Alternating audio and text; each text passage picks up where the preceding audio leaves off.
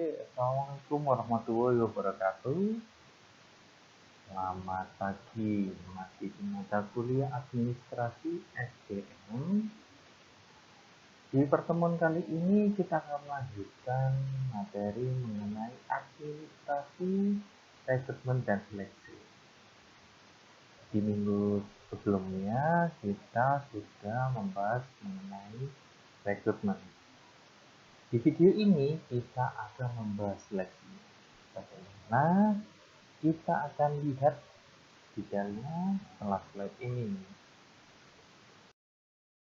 Oke, kita awali dari pengertian seleksi. Jadi menurut Marwansyah tahun 2016, seleksi adalah proses identifikasi dan pemilihan orang-orang dari sekelompok pelamar yang paling cocok atau yang paling memenuhi syarat untuk jabatan atau posisi tertentu. Jadi kalau kita bisa simpulkan, jadi proses seleksi itu adalah proses yang dilakukan setelah proses rekrutmen untuk memilih calon karyawan yang memenuhi kebutuhan posisi tertentu. Ini adalah teori mengenai seleksi. Oke, yang pertama kita akan membahas metode seleksi. Jadi metode seleksi ini macam-macam. Kita paling mudah kita kategorikan. Jadi metode seleksi ini ada dua.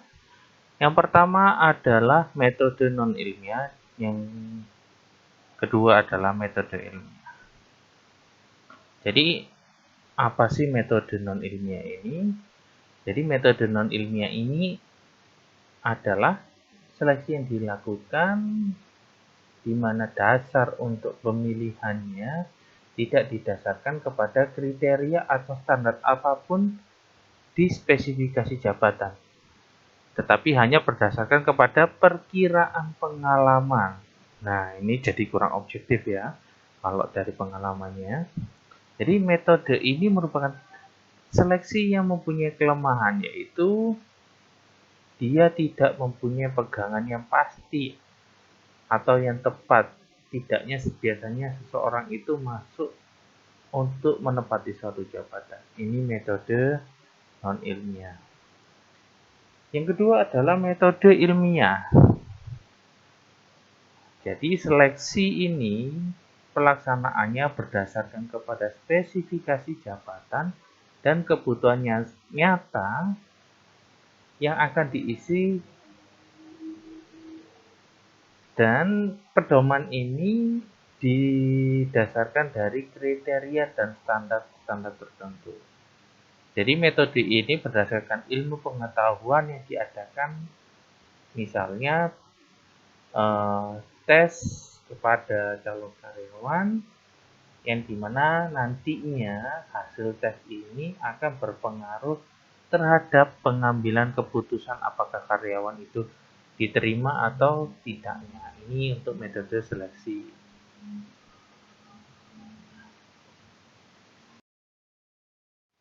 Oke, berikutnya ini adalah proses dan prosedur seleksi. Jadi proses seleksi ini merupakan serangkaian metode yang digunakan untuk memperoleh informasi tentang pengetahuan, keterampilan, atau kemampuan karyawan. Jadi di setiap tahap dalam proses seleksi ini akan diperoleh informasi tentang karyawan. Kemudian dicocokkan dengan prasyarat kerja. Jadi calon karyawan yang sudah memenuhi persyaratan akan mengikuti tahap seleksi berikutnya. Jadi setiap tahap dalam proses seleksi akan berkurang jumlah karyawannya yang ikut di tahap berikutnya. Jadi untuk memulai proses seleksi karyawan ini diawali dari 3 ketentuan. Ya, ini di gambar ini ya. Yang pertama adalah menetapkan metode penarikan efektif atau dengan cara memilih salah satu metode yang sesuai dari beberapa metode rekrutmen. Nah, yang kemarin kita sudah bahas apa metode rekrutmen karyawannya. Ada dari internal ataupun dari eksternal. Yang kedua ini adalah melaksanaan perencanaan sumber daya manusia untuk menentukan jumlah dan kualitas calon karyawan. Ini fungsinya perencanaan sumber daya manusia. Dan yang ketiga adalah menetapkan standar atau prasyarat pekerjaan terus dibandingkan dengan kualifikasi calon karyawan. Jadi dari ketiga ketentuan tadi dapat ditentukan alat-alat seleksi. Jadi alat seleksi ini ditentukan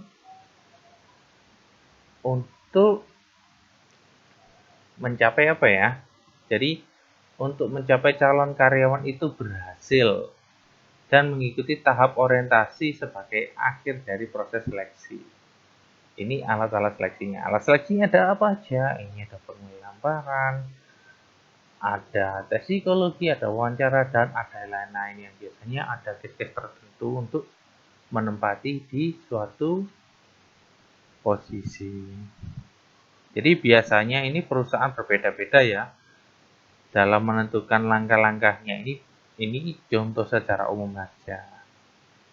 Karena dilihat dari kebutuhannya perusahaan masing-masing dan perusahaan juga punya metode rekrutmen yang efektif, jadi tidak bisa dijadikan secara umum, tapi paling tidak perencanaan proses prosedur seleksi ini adalah seperti ini.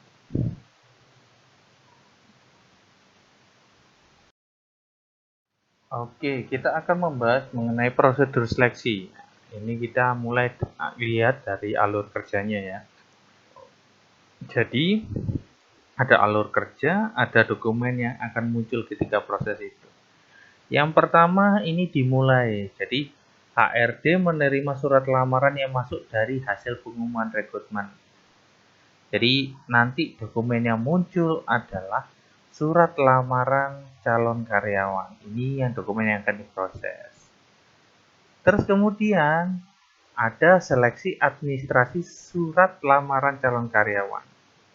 Ini dokumen yang terkait masih surat lamaran ya. Jadi kalau misalnya seleksi administrasi ini dinyatakan lulus, maka akan masuk proses berikutnya. Ini ada proses wawancara pendahuluan calon karyawan. Jadi di wawancara itu nanti ada dokumen apa aja. Itu ada dokumen, daftar pertanyaan wawancara, dan form penilaian. Kalau misalnya nanti wawancara itu lulus, maka akan diadakan tes psikologi. Jadi kalau ada tes psikologi berarti ada dokumen apa? Ada soal tes psikologi. Ketika tes psikologi ini lolos, maka biasanya ada wawancara user. Jadi di wawancara user muncul suatu dokumen. Dokumen ini apa? Daftar pertanyaan wawancara dan form penilaian. Ini yang muncul di wawancara.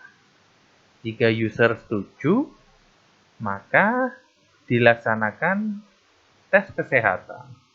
Setelah tes kesehatan dinyatakan lulus, maka proses seleksi ini selesai. Jadi di setiap proses tadi, mulai dari seleksi administrasi sampai di tes kesehatan, jika tidak lulus maka akan gugur secara otomatis. Ini alur kerjanya. Oke, berikutnya kita akan membahas data dan informasi serta dokumen seleksi. Karena mata kuliah kita administrasi SDM ya, jadi kita klasifikasikan. Jadi ini formatnya standar untuk klasifikasi. Jadi dimulai dari aktivitas, data yang diperlukan inputnya, dan data yang dihasilkan outputnya. Aktivitas yang pertama ini adalah menerima surat lamaran calon karyawan. Jadi seleksi surat lamaran ini ialah memilih surat-surat lamaran dan mengkelompokkan surat lamaran yang memenuhi syarat atau enggaknya. Biasanya dilihat, oh ijazahnya sesuai dengan kebutuhan atau tidak, atau maupun lulusannya dari mana, IPK-nya berapa, nilainya berapa, lulusan berapa, itu semuanya dilihat. Ini digunakan sebagai syarat panggil untuk mengikuti seleksi yang berikutnya. Jadi dalam surat lamaran ini biasanya isinya memuat rinci semua data. Misalnya nama orang tua, pengalaman kerja, posisi yang diinginkan. Dan surat lamaran ini juga digunakan sebagai salah satu alat preferensi pelamar yang bersangkutan. Jadi data yang diperlukan di sini adalah surat lamaran. Ini nanti diinputkan surat lamarannya, terus biaya data calon karyawan, terus dokumen riwayat pendidikan. Nah, outputnya ini apa? Outputnya nanti adalah data jumlah pelamar. Jadi data jumlah pelamar itu juga sudah berikut spesifikasinya. Jadi kalau misalnya rekrutmen ini misalnya dia tidak lolos tapi kan masih bagus, next misalnya ada posisi yang masih atau dibuka lagi bisa di recall. Ini biasanya di HR itu menyimpan dengan baik database seperti ini.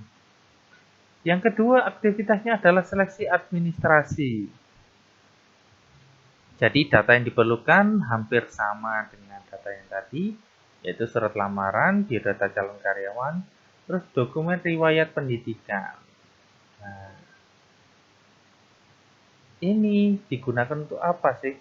Jadi seleksi administrasi ini digunakan untuk berita acara seleksi administrasi. Jadi data semuanya yang masuk itu tadi diseleksi, yang lolos administrasi yang sesuai dengan spesifikasi yang dibutuhkan oleh perusahaan berapa. Ini yang nanti digunakan untuk proses yang berikutnya. Aktivitas berikutnya adalah wawancara. Nah, wawancara apa yang diinputkan? Jadi data jumlah pelamaran ini yang lulus seleksi administrasi ini dimasukkan, kemudian biodata calon karyawan ini dilihat juga dokumen riwayat pendidikan, terus daftar pertanyaan wawancara ini untuk interviewer. Jadi data yang dihasilkan dari proses ini adalah dari proses aktif wawancara ini adalah formulir penilaian dan berita acara seleksi wawancara. Jadi data jumlah pelamar yang lulus ini nanti berapa dari proses seleksi wawancara ini. Berikut aktivitas berikutnya adalah tes psikologi. Jadi apa yang diperlukan di tes psikologi adalah data jumlah pelamar yang lulus seleksi wawancara sebelumnya. Terus yang berikutnya adalah datanya adalah soal tes psikologi tentunya. Setelah diproses ini, maka muncul formulir penilaian dan berita acara seleksi psikologi. Dan muncul juga data jumlah pelamar yang lulus seleksi di tes psikologi. Dan yang terakhir, aktivitasnya adalah pemeriksaan kesehatan. Jadi, yang diperlukan adalah apa aja? Jadi, ada data jumlah pelamar yang lulus seleksi tes psikologi. Outputnya apa? Ini adalah hasil tes laboratorium kesehatan. Nah, tes kesehatan ini macam-macam. Biasanya ada cuma tes yang ringan sampai yang tes yang berat. Terus output dihasilkan juga adalah data jumlah pelamar yang lulus dari seleksi kesehatan. Ini untuk data dan informasi seleksi.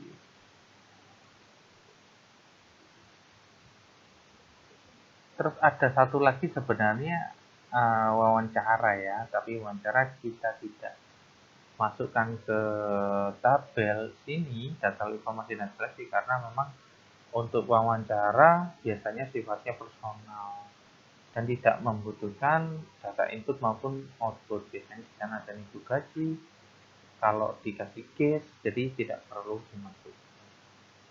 Ini untuk data dan informasi serta dokumen seleksi. Oke, sekian dulu materi mengenai seleksi.